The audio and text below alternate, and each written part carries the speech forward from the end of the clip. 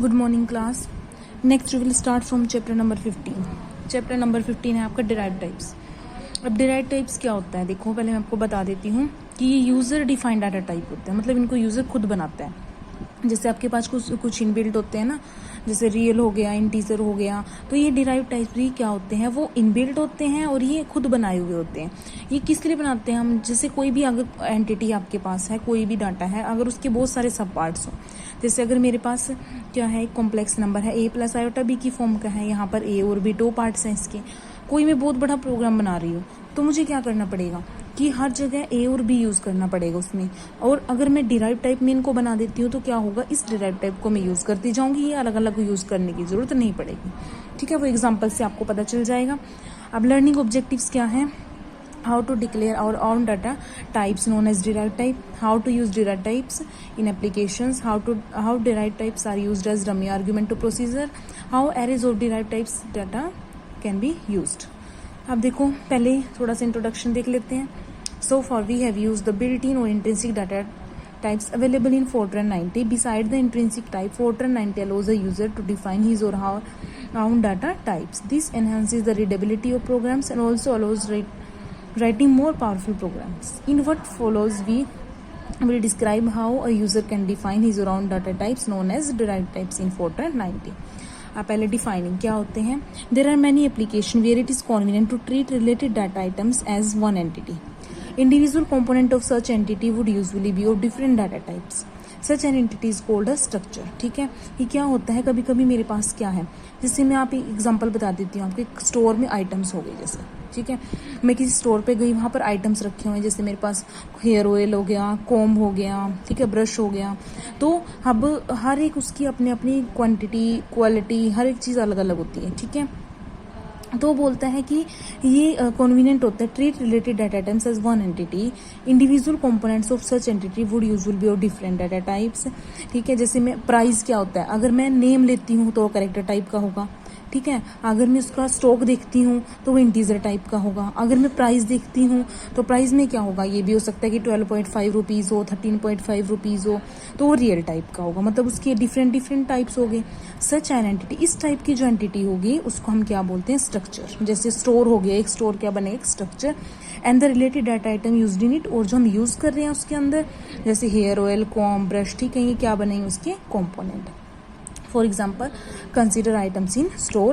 Each item in store may be described by its code, current stock and its price। कि हम इन चीज़ों से हम किसी स्टोर के अंदर किसी आइटम को डिस्क्राइब कर सकते हैं। Such a structure is called a derived type in Fortran 90। कि हम क्या बोलते हैं इस टाइप के स्ट्रक्चर को, derived type। या तो ऐसे ही बोल सकते हो, when an entity has different parts, then we define a type for this type of entities and these type और आर कॉल्ड डिराइव्ड टाइप्स। ठीक है, या फिर ऐसे ही बता सकते हूँ कि कोई भी एंटिटी है, यहाँ से बता सकते हो it is convenient to treat related data item as one entity.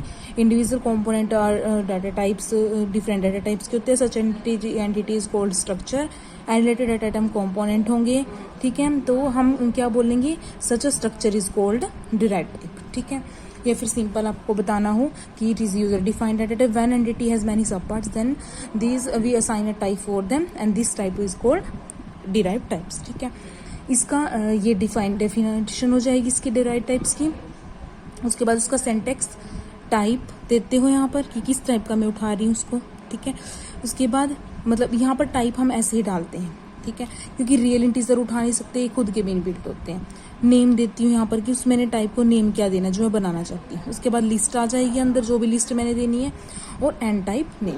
ठीक है, ये सिंटैक्स आ जाएगा। उसके बाद ये एग्जांपल हो जाएगा, जैसे टाइप आइटम इन स्टोर उठाया मैंने, इंटीजर में आइटम का कोड कि वो 1 है, 2 है, 3 है। ठीक है, क्वांटिटी इन स्टॉक वो भी इंटीजर होगी, प्राइस रियल में हो सकता है क्योंकि वो 2.5, 3.5 कुछ भी हो सकता है, और एंड कर दिया मैंने। द फॉलोइंग, ये एग्जांपल हो गए, यहाँ से डेफिनेशन हो गई, ये सिंटैक्स हो गया। Following declaration declare soap and hair oil to be type item in store. ठीक है, और डिक्लेयर कैसे कराऊंगी किसी वेरिएबल को, अगर मुझे इस डिराइव्ड टाइप का डिक्लेयर कराना है तो कैसे कराऊंगी, टाइप ब्रैकेट में जो इसका नेम दिया है वो नेम और कोलन डालकर जो भी मेरी लिस्ट ऑफ वेरिएबल्स होगी, जिसमें मैंने सोप और हेयर ऑयल उठाया। अब जैसे मैं सोप और हेयर ऑयल उठाऊंगी तो वो क्या करेगा, इस टाइप का उठाएगा। उसका मतलब वो सोप के कितने पार्ट उठाएगा, आइटम का, उसका कोड, उसकी क्वांटिटी और उसका प्राइस, ये 3 पार्ट्स होंगे अब इस आइटम के। ऐसे हेयर ऑयल का भी उसका आइटम कोड और क्वांटिटी और उसका प्राइस, ठीक है। सम मोर डिराइव्ड टाइप डेफिनेशंस आर, अब कुछ देखो जैसे डेट होती है, डेट में क्या होता है, डे, मंथ, ईयर, ठीक है। मैंने डिराइव्ड टाइप बना दिया। अब मैंने क्या किया, डिक्लेयर कराया टाइप, डेट, बर्थ डेट और मैरिज डेट। अब बर्थडे और मैरिज डे अगर मैं उठाऊंगी इस टाइप का, इस टाइप में क्या होंगे, इसके 3 पार्ट होंगे, डे, मंथ और ईयर, ठीक है। तो ये इनकी डिक्लेरेशन हो जाती है कि मैं ऐसे डिक्लेयर करा सकती हूँ। ये टाइप आप डेफिनेशन होगी, सिंटेक्स, ये टाइप बनता है, फिर डिक्लेरेशन करानी है टाइप, ठीक है, अंदर देना है नेम और लिस्ट ऑफ वेरिएबल्स, ठीक है। ऐसे मतलब सिंटेक्स बना सकते हो, टाइप, ठीक है, ब्रैकेट में नेम आ जाएगा, नेम ऑफ डिराइव्ड टाइप, ठीक है, और कोलन डालकर क्या आ जाएगा आपका, लिस्ट ऑफ वेरिएबल्स। और एक एग्जांपल ये दे सकते हो या फिर ये पूरा बनाकर, मतलब ये बना दो और इस ये टाइप का हमने डिक्लेयर कराया, ठीक है। आगे जैसे टाइप पर्सन, पर्सन उठा लिया, पर्सन में उसका नेम हो गया, एड्रेस हो गया, फोन नंबर हो गया, तो ये इसके पार्ट्स हो सकते हैं, ठीक है। स्टूडेंट में हमने टाइप, एक डिराइव्ड टाइप हमने स्टूडेंट का बनाया, तो इसमें उसका रोल नंबर, नेम, ये करेक्टर टाइप का होगा। ईयर, जिस ईयर में ज्वाइन किया था वो भी इंटीजर टाइप का, ठीक है। अब नेक्स्ट हेडिंग है यूजिंग, उनको यूज कैसे करना है डिराइव्ड टाइप को। Let us consider the variable name soap which is declare to be type item in store में, मैंने उसको डिक्लेयर कराया। If you want to find, अगर हम उसका पर्टिकुलर सिर्फ प्राइस फाइंड आउट करना चाहते हैं तो सिंटेक्स क्या होगा, नेम परसेंट कंपोनेंट। एग्जांपल आ जाएगा सोप परसेंट प्राइस, ठीक है। ऐसे ही सिमिलरली आइटम कोड और क्वांटिटी, अगर आइटम कोड फाइंड आउट करना है तो सोप परसेंट आइटम कोड और सोप परसेंट क्वांटिटी, मतलब जो भी मुझे उसमें से पिक करना है उसका कंपोनेंट, कि प्राइस करना है पिक, तो परसेंट डाल के उस आइटम का नेम लिख के प्राइस डाल दूंगी। आइटम का कोड करना है तो उसका नेम डाल के परसेंट डाल के कोड डाल दूंगी, ऐसी क्वांटिटी डाल देंगे, ठीक है। और जैसे ये ऐसे है आपका storage of item in store में कैसे स्टोर होते हैं, इसके आइटम का कोड, क्वांटिटी और प्राइस, ठीक है। अब एक एग्जांपल देखो, use of derived types, inventory value calculation. क्या किए हुए हैं, प्रोग्राम इन्वेंट्री वैल्यू के नेम से बनाया, इम्प्लिसिट नन, मैंने डिराइव्ड टाइप बना दिया पहले, टाइप आइटम इन स्टोर, ठीक है। अब आइटम इन स्टोर में मैंने इंटीजर में क्या डाल दिया, आइटम का कोड, उसकी क्वांटिटी, रियल में उसका प्राइस, उसको ऐड कर दिया, ठीक है। फिर इसी टाइप का मैंने क्या उठाया, एक सोप उठाई, ठीक है।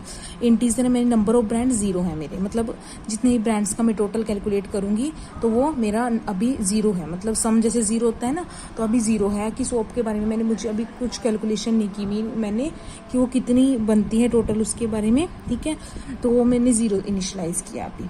अब रियल में टोटल वैल्यू भी मैंने 0 इनिशियलाइज की। फिर क्या किया, सोप को रीड कराया।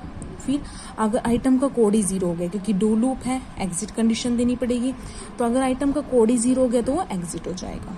फिर टोटल वैल्यू कैसे फाइंड करेंगे, टोटल वैल्यू प्लस उसकी जो क्वांटिटी है इनटू में उसका जो प्राइस है। जैसे अगर 1 पेन जो है आपका 10 रुपीज़ का है तो 10 कितने के होंगे, 10 इंटू 10, ठीक है। मतलब उसका जो प्राइस है, ठीक है, और उसका स्टॉक जितने भी पेन है एक ही है, अगर 10 है मेरे पास स्टॉक में तो टोटल 10 का मैं कैसे निकाल लूंगी, 10 को 10 से मल्टीप्लाई करके टोटल वैल्यू निकल जाएगी उसकी, ठीक है।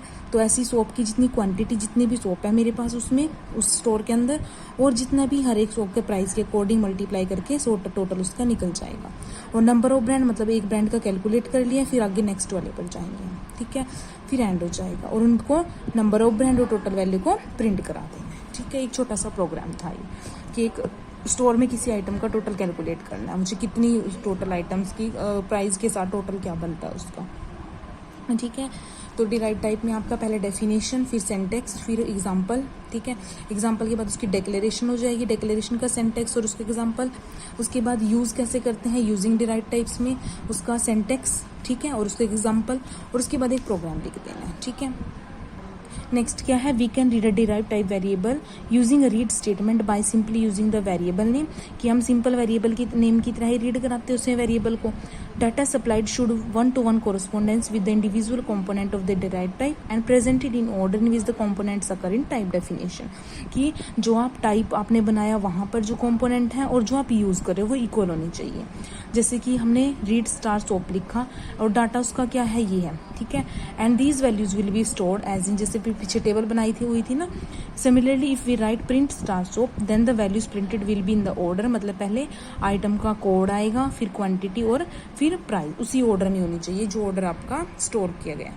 मतलब अगर मेरी स्टॉक में आइटम कोड है, क्वांटिटी है, प्राइस है, तो इसी ऑर्डर में आपकी वहाँ पर भी प्रिंट होनी चाहिए. तो ऐसे ही and this value will be stored in 15. Similarly if we write this, ठीक है. If you want to assign, और हम अगर असाइन कराना चाहते हैं उसको वैल्यू, असाइनमेंट स्टेटमेंट कैसे आएगी, सोप इज इक्वल टू जो हमने डिराइव टाइप बनाया वो टाइप का नेम और ब्रैकेट में उसका जो भी मैंने आइटम डालने उसमें, मतलब आइटम का कोड, उसकी क्वांटिटी और उसका प्राइस, ठीक है. This method of assigning a constant value for a derive type variable is called structure constructor बोलते हैं हम इसको. अगर हम किसी डिराइव टाइप के वेरिएबल को कोई वैल्यू असाइन करा देते हैं तो उसको हम बोलते हैं स्ट्रक्चर कंस्ट्रक्टर, ठीक है.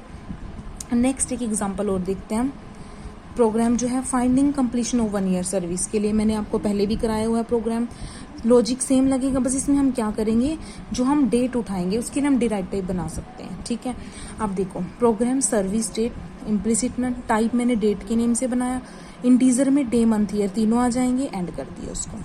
इंटीजर में एम्प्लॉय का नंबर उठाया, ठीक है, और टाइप डेट, इस टाइप का मैंने क्या उठाई, टू डेट, ज्वाइनिंग डेट और डिफरेंट डेट. जैसे ही मैं 3 वेरिएबल उठाऊंगी इसके 3 कंपोनेंट आएंगे. टू डेट में day month year, joining date का भी डे मंथ ईयर और डिफरेंट डेट का भी डे मंथ ईयर, क्योंकि वो मैंने इस टाइप का डिराइव टाइप बनाया हुआ है. रीड कराया टू डेट को, ठीक है. उसको रीड कराने के बाद उसको प्रिंट भी करा दिया साथ के साथ. फिर मैंने लूप चलाई, लूप में एम्प्लॉय का नंबर और उसकी ज्वाइनिंग डेट रीड कराई, ठीक है.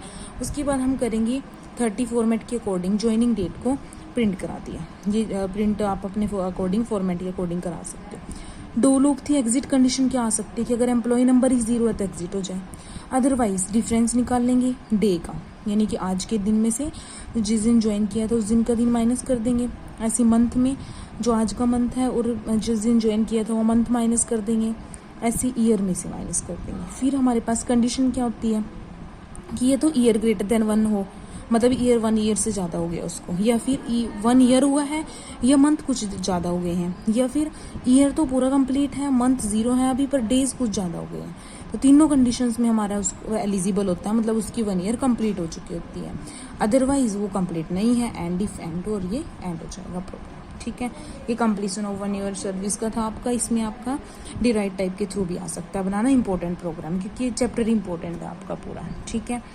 नेक्स्ट है using derive type in procedure. ये हम नेक्स्ट लेक्चर में करेंगे. यहाँ तक कोई डाउट हुआ तो आप लोग डाउट क्लास में लोगे. ओके.